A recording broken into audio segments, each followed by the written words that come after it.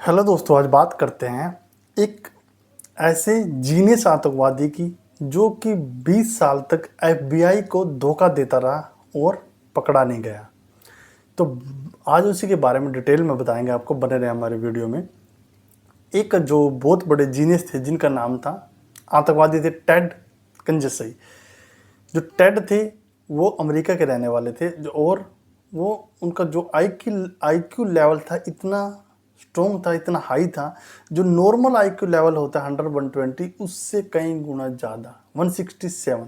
यानी कि जो चीज़ वो एक बार पढ़ लेते थे और उसको वो याद हो जाती थी। यानी कि वो कभी भी किसी भी एग्ज़ाम में फेल नहीं हुए। इस लेवल के उनका जो आईक्यू लेवल था। और दूसरी तरफ आपको बताते हैं, उसने बहुत कम उम्र में बहुत ज़्यादा एजुकेशन प्राप्त कर ली थी। बात करें, जब वो 16 साल के थे तो उन्होंने एक एग्ज़ाम दिया जो कि हार्वर्ड यूनिवर्सिटी में ग्रेजुएशन करने के लिए। तो उनका एग्ज़ाम क्लियर हो गया, तो वहाँ से उन्होंने बीएससी मैथमेटिक्स से की। और उसके बाद एक मिशिगन यूनिवर्सिटी थी जो कि उससे उन्होंने एमएससी की डिग्री की मैथमेटिक्स से। और इतनी एजुकेशन करने के बाद उनका जो दिमाग था अलग ही प्रकार से चलता था। कैसे? तो वहाँ से वो एजुकेशन कंप्लीट करके कैलिफोर्निया चले जाते हैं और कैलिफोर्निया जाके वहाँ पे एक यूनिवर्सिटी में असिस्टेंट प्रोफेसर की जॉब करना स्टार्ट कर देते हैं। जब असिस्टेंट प्रोफेसर की जॉब करते हैं तब भी उसका दिमाग ये चलता है कि यार मैं क्या कर रहा हूँ, ये छोटी मोटे एग्ज़ाम को तो मैं ऐसे ही पास कर देता हूँ, ये छोटी मोटी जॉब मेरे लिए बनी नहीं है। तब भी उसका खुरापाती दिमाग कुछ ना कुछ एक्टिवेट रहता था। ये बात है 1971 की। 1971 से 1978 तक वो जॉब करता है। उसके बाद उसके माइंड में पता नहीं क्या आता है, तो वो रिजाइन देता है और चला जाता है। हालांकि अमेरिका में जो एफबीआई है वो फेडरल ब्यूरो ऑफ इन्वेस्टिगेशन, जो बहुत बड़ी एजेंसी है जो कि अमेरिका की है। और 1942 में ये टेड कंजसई पैदा होता है अमेरिका में और उसके बाद एजुकेशन करके जॉब करना स्टार्ट कर देता है।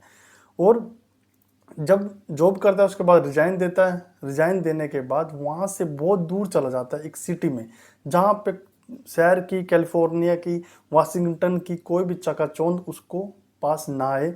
सब कुछ छोड़ छाड़ के एक झोपड़ी में जाके रहने लग जाता है। जब झोपड़ी में रहता है, जो उसने पढ़ा था बीएससी एमएससी में, जो किताबें पढ़ी थी, वो सभी की सभी किताबें लेके वहाँ पे चला जाता है। जब जाता है वहाँ पे जाके, वहाँ पे सबसे पहले एक लेटर वो भेजता है जो कि नॉर्थ यूनिवर्सिटी के प्रोफेसर होते हैं, नॉर्थ वेस्टर्न यूनिवर्सिटी के प्रोफेसर होते हैं, उनको भेजता है। जब उनके पास एक पोस्टल आता है तो वो बोलते हैं, जो पोस्टल लेके आता है डाकिया, कि ये पोस्टल मेरा नहीं है, ना इस पर किसी का एड्रेस लिखा हुआ है। तो वो भी चेक करता है, जो डाकिया होता है, कि इसके नीचे कोई एड्रेस है। तो उसके नीचे कोई भी एड्रेस नहीं मिलता। तो जो प्रोफेसर होते हैं वो साफ मना कर देते हैं कि ये मेरा पोस्टल नहीं है। उसके बाद वो पुलिस को बुला लेते हैं। पुलिस आती है तब उसको चेक करती है। उसी के सामने जब उसको ओपन करती है तो ब्लास्ट हो जाता है।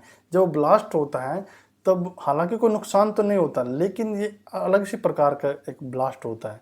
उसके 5-6 महीने के बाद जो जो नॉर्थ वेस्टर्न यूनिवर्सिटी के जो स्टूडेंट होते हैं उनके पास एक ऐसा पोस्टल आता है, उस पर भी कोई नाम एड्रेस नहीं लिखा होता है, वो स्टूडेंट के पास आता है। जब स्टूडेंट उसको खोलते हैं तुरंत ब्लास्ट होता है। वहाँ पे बहुत सारा नुकसान हो जाता है जो स्टूडेंट का, बहुत उनको इंजरी हो जाती है। ये दूसरा वाक़या था। उसके बाद जो कि वाशिंगटन में एक फ़्लाइट जा रही थी, एरोप्लेन, तो उसमें भी वो एक अपना जो पोस्टल रख देता है। और जब पोस्टल में धुआं उठना स्टार्ट होता है तो उसमें 150 लोग यात्री कर रहे होते हैं। तो वो धुआं जब स्टार्ट होता है, इमरजेंसी लैंडिंग कराई जाती है, सभी के सभी 150 लोगों को बाहर निकाला जाता है। तब जाके पता लगता है कि ये पोस्टल में से धुआं निकल रहा है। तब एफबीआई जब इन्वेस्टिगेशन करती है तब उनको पता लगता है ऐसे जो कि लेटर हैं पहले भी जो कि यूनिवर्सिटी के प्रोफेसर और स्टूडेंट को आए हैं जिससे ब्लास्ट हुआ था, सेम है। वहाँ पे भी कुछ नुकसान नहीं होता है। लेकिन उसके बाद एफबीआई हरकत में तो आ जाती है, लेकिन उसके 6-7 साल बाद यानी कि 1978 से 1993 में दोबारा ये घटना होने स्टार्ट हो जाती हैं।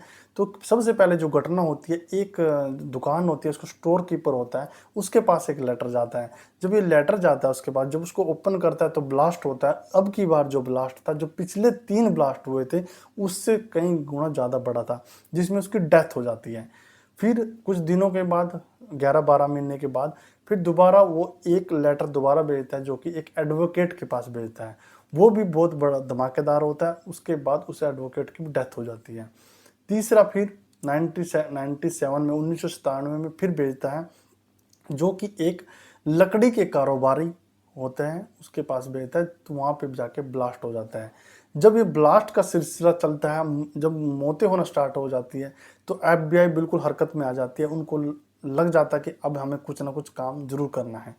तो एफबीआई ट्राई कर रही होती है कि उनको कोई सबूत मिले, कोई उनको क्ल्यू मिले। उस लेटर को बार बार खंगालती है, जो उसमें लिखा होता है वो देखती है, लेकिन उनको कोई भी इंफॉर्मेशन नहीं मिलती।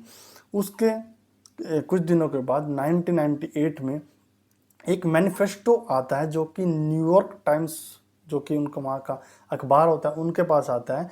वो मैनिफेस्टो सेम ऐसा होता है जैसे कि जो कि इलेक्शन में, इंडिया में इलेक्शन में जो कि बांट के जाते हैं, जो पूरा का पूरा एक पर्चा होता है, जिसमें सभी के सभी ये लिखा होता है कि मैनिफेस्टो में लिखा होता है मैंने ये काम किया है, ये मैं काम करूँगा, आने वाले टाइम में ये काम करूँगा, आज तक मैंने ये काम किया है।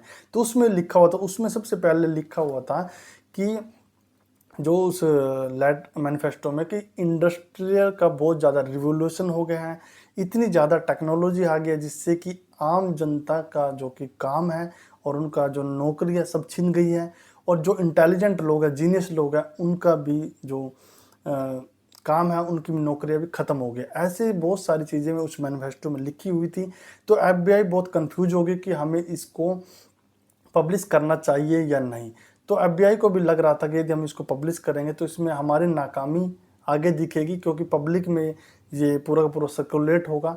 तो उनके पास ऑप्शन भी नहीं था, क्योंकि उनके पास ना तो कोई सबूत था, ना कोई क्लू था किसके अकॉर्डिंग वो काम करे। लेकिन उनके पास ये जरूर था कि 3 मौतें हो चुकी थी, उनको उसको पकड़ना ज़रूर था, क्योंकि आगे भी ये मौतें हो सकती थी। इसलिए उन्होंने न्यूयॉर्क टाइम्स से बात की, जो अखबार था, उनको बोला कि हो सकता है कि यदि हम इसको मैनिफेस्टो को अखबार में छाप दें तो उसकी राइटिंग देख के, चेक करके कोई ना कोई पूरी जनता में से कोई ना कोई सामने आए। तो उनको उम्मीद थी, तो उन्होंने उसको छाप दिया। और छापने के बाद कुछ दिन तक वेट किया, लेकिन 8-10 महीने तक कोई भी नहीं आया। तो जिस उम्मीद से उन्होंने मैनिफेस्टो को छापा था, लेकिन कोई आगे आया नहीं। 8वें महीने में एक डेविड जैसे एक बंदा आता है, डेविड, जो वो बोलता है कि इस राइटिंग को मैंने पहचान लिया है। उस राइटिंग को कैसे पहचाना, तो वो बोलते हैं कि ये राइटिंग मेरे भाई टेड की है। और तो एफबीआई से पूछने लगी तुम पहले क्यों नहीं आए सामने, क्योंकि ये तो मैनिफेस्टो बहुत दिनों से छपा हुआ है, 8 महीने पहले से। तो डेविड ने बताया कि डेविड का कहना था कि पहले मैं ये जानना चाह रहा था कि ये उन्होंने प्राइवेट डिटेक्टिव हायर किया था, उनके पीछे लगाया था कि ये देखे कि टेड हालांकि रहता कहाँ है कैलिफोर्निया में, वो एक झोपड़ी में रह रहा था और वहीं पे वो रह के ये जितने भी पोस्टल भेज रहा था।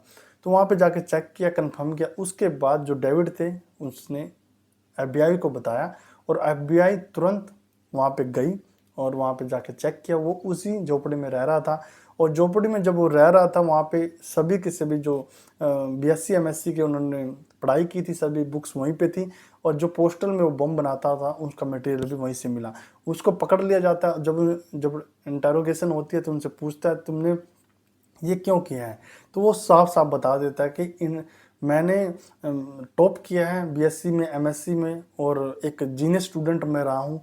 तो इंडस्ट्रियल का रिवॉल्यूशन इतना आ गया कि लोगों के लिए जॉब नहीं रही, लोगों के लिए काम नहीं रहा। जहाँ पे मैं जॉब करता था वो बहुत छोटी जॉब थी, उससे जिस लायक मैं इंटेलिजेंट था, मैं जीनियस था, उस लायक जॉब मुझे नहीं मिली। और ऐसे बहुत सारे लोग हैं जिनको नौकरियां नहीं मिली, जो कि सभी के सभी लोग जो साइंस और टेक्नोलॉजी पे ट्रांसफ़र हो गई है, जिससे बहुत सारे लोग बेरोजगार हो गए हैं। तो उन्होंने ये बताया एक रीज़न। दूसरा बताया साइकोलॉजी से रिलेटेड, वो बताया कि जब मैं मैथमेटिक्स में एडमिशन ले रहा था तो मुझे एक एक्स्ट्रा सब्जेक्ट दिया गया था साइकोलॉजी का, जिसको मुझे पढ़ने में बिल्कुल भी इंटरेस्ट नहीं था। लेकिन जो टीचर हैं थप्पड़ मारते थे और ये देखते थे तुम्हारा रिएक्शन क्या है, गाली देते थे तुम्हारा रिएक्शन क्या है, और तुम्हें गलत व्यवहार करते थे, उसके बाद रिएक्शन चेक करते थे और उसका वीडियो बनाते थे, उसके बाद वो सर्कुलेट कर देते थे। वहाँ की लड़कियाँ जो लोग उनको देखते थे तो उनसे बहुत हेट करने लग गए थे। तो उन्होंने दूसरा रीज़न ये भी बताया और अपना जो जुर्म है उसने कबूल कर लिया। बोला कि ये जितने भी पोस्टर मैंने भेजे हैं जिनके अंदर बॉम्ब था मैंने ही बनाए हैं और मैं इनको कबूल करता हूँ। जब उन्होंने कबूल कर लिया उसके बाद जो जज थे उन्होंने उनको उम्र कैद की सज़ा सुनाई और 2003 में उनकी डेथ हो जाती है। तो ये थी एक ऐसे जीनियस साइंटिस्ट या जीनियस आतंकवादी की कहानी जो कि 20 साल तक बिल्कुल छुपा रहा, लेकिन हालांकि लास्ट में उसका भंडाफोड़ हो गया, पकड़े गए। जल्दी आपके सामने ऐसी वीडियो लेके आएंगे, तब तक ले जय हिंद।